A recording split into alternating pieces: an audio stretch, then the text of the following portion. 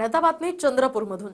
चंद्रपूर महापालिकेच्या महापौर पदावरून काँग्रेसमध्ये सुरू झालेला वाद अखेर शमणार असं दिसतंय। कारण खासदार प्रतिभा धानोरकर यांच्या पुढे वडेट्टीवार काहीसे बॅकफुटवर गेले आहेत। तर वडेट्टीवार गटानं महापौर निवडीचे सर्वाधिकार आता प्रतिभा धानोरकरांना दिलेत। पाहूयात। चंद्रपूर काँग्रेसमधील आमदार विजय वडेट्टीवार विरुद्ध खासदार प्रतिभा धानोरकर यांचा वाद शिगेला पोहोचलाय। चंद्रपूर महापालिकेत काँग्रेसचे 27 नगरसेवक निवडून आले असले तरी अजूनही सर्व नगरसेवकांची गटनोंदणी झालेली नाही। दोन्ही गटात वाद सुरू असतानाच खासदार प्रतिभा धानोरकरांनी शुक्रवारी आपल्या 13 नगरसेवकांना घेऊन गटनोंदणी केली।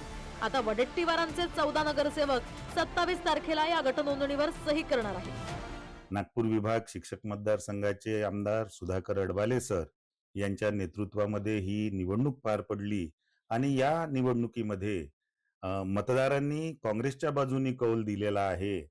आदरणीय हर्षवर्धनजी सपकाळ यांच्या आदेशानुसार कालच आमची गटनेते पदाची निवड झाली आणि आयुक्त मॅडमकडे आम्ही बसून आपला गट रजिस्टर्ड केलेला आहे। जुळवाजुळव करण्यासंदर्भामध्ये काँग्रेसमध्ये जे वरिष्ठ नेते आहेत त्याच्यामध्ये आदरणीय विजूभाऊ असतील किंवा खासदार मॅडम असतील ते एकत्र येऊनच ही जुळवाजुळव करेल आणि काँग्रेसचा महापौर का आज त्यांना जवळपास 3 नगरसेवकाची गरज आहे आणि उभाटा जर सोबत आलं तर तीही गरज राहणे, पण त्यांना सगळ्यांना सोबत घेऊन ते निश्चितच जुळवाजुळव करेल। विजय वडेट्टीवार यांच्याकडून गटनेता पदासाठी देण्यात आलेल्या वसंता देशमुख यांच्या नावाला प्रतिभा धानोरकरांचा विरोध होता। तर प्रतिभा धानोरकर यांच्याकडून देण्यात आलेल्या सुरेंद्र अडबाले यांच्या नावाला वडेट्टीवारांचा विरोध होता। अखेर हायकमांडनं गटनेते पदासाठी धानोरकरांनी सुचवलेल्या सुरेंद्र अडबाले यांच्या नावावर मोहर उमटवली आहे। धानोरकर समर्थकांनी गटनोंदणी केल्यानंतर वडेट्टीवार समर्थक नगरसेवकांनी विभागीय आयुक्तांकडे आक्षेप नोंदवला होता। त्यानंतर काँग्रेसच्या वरिष्ठ नेत्यांनी यावर सर्व नेत्यांची व्हिडिओ कॉन्फरन्सिंगद्वारे बैठक घेत तोडगा काढलाय। या तोडग्यात खासदार धानोरकरांच्या आक्रमकतेपुढे वडेट्टीवार काहीसे बॅकफुटला गेल्याचं पाहायला मिळालं। माझा गट किंवा वडेट्टीवारांचा गट हा विषय नाही। निवडून आलेले 27 लोक हे आमचेच आहे, आमच्या पक्षाचेच आहे। पण आता ज्या पद्धतीचं राजकारण झालं, अर्धे इकडे गेले अर्धे तिकडे गेले, पण पक्षाचे निवडून आलेल्या लोकांचं पक्षात स्वागत आहे, पक्षाच्या गटात स्वागत आहे। त्यांनी केव्हाही गटात सामील व्हावं। आता एकच गट राहणार असं नक्कीच पक्षाचा ऑथराइज गट म्हणून 2 गट वेगळे होऊ शकत नाही। पक्षांतर्गत कारवाई ही त्या ठिकाणी होईल। त्याच्यामुळे प्रांताध्यक्षाच्या आदेशानुसार जे नाव त्यांनी सांगितलं होतं तोच गटनेता आम्ही या ठिकाणी केला। आता आमच्याकडे संख्याबळ फक्त 27 आहे आणि आमच्या बरोबर अलायन्स जे पार्टनर आहेत त्यांचे 3 पप्पू देशमुख असे 30 संख्याबळ आहे।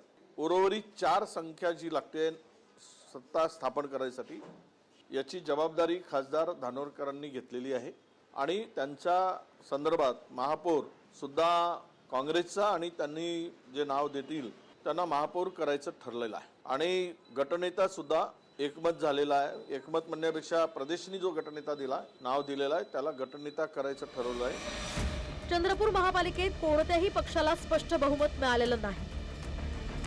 चंद्रपूर महापालिकेत एकूण 66 नगरसेवक आहेत। बहुमतासाठी 34 नगरसेवकांचा आकडा आवश्यक आहे। तर चंद्रपुरात भाजपचे 23, काँग्रेसचे 27, शिवाय काँग्रेस समर्थित जनविकास सेनेचे 3, ठाकरेंच्या शिवसेनेचे 6, वंचित आघाडीचे 2, बहुजन समाज पक्षाचा 1, तर शिंदेच्या शिवसेनेचा 1 आणि एमआयएमचा 1, तर 2 अपक्ष उमेदवार निवडून आले।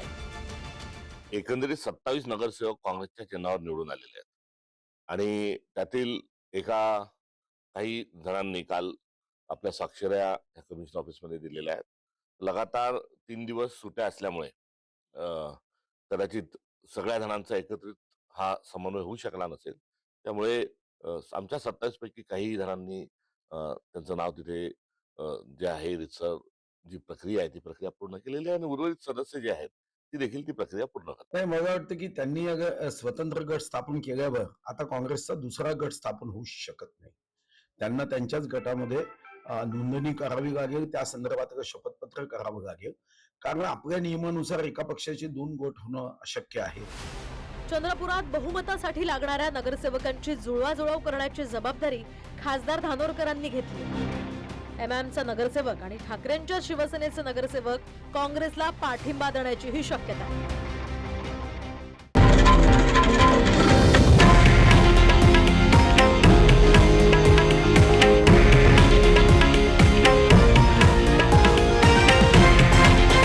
हे आहे देशातील नंबर 1 न्यूज नेटवर्क आणि आपण पाहत आहात TV9 मराठी, एकमेव.